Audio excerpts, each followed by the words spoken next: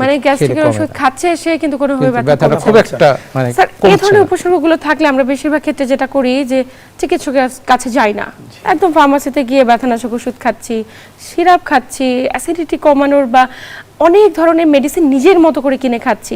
বিষয়গুলোকে আপনি কিভাবে আসলে ব্যাখ্যা করতে চান, এগুলো কতটুকু যৌক্তিক এবং পার্শ্ব প্রতিক্রিয়া কতটুকু?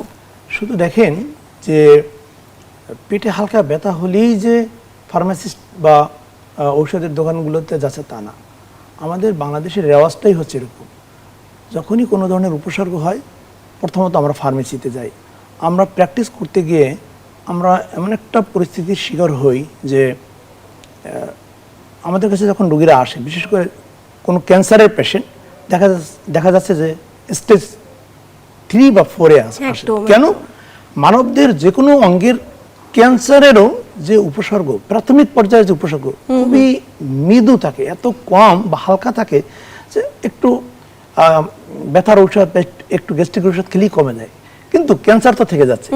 এই অবস্থায় কি হয়, সময়ের সাথে সাথে ক্যান্সার বাড়তে থাকে, স্টেজ 1 থেকে 2-তে যায়, তখন সে ফার্মেসি থেকে ব্যথার ওষুধ খাচ্ছে। একদমই।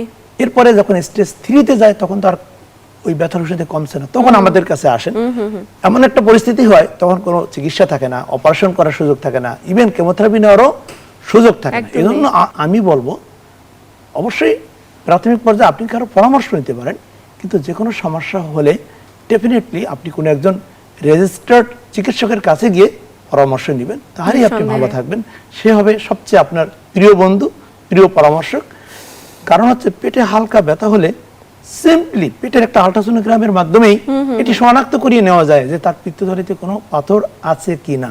যদি না থাকে তাহলে সিম্পলি এটা হয়তোবা গ্যাস্ট্রিক আলসার বা ডিউডেনাল আলসার যেটি বলেন। এজন্য আমি বলবো যে কোনো পেশেন্টের মৃদু উপসর্গ থাকা অবস্থায় আপনারা একজন চিকিৎসকের শরণাপন্ন হবেন। নিঃসন্দেহে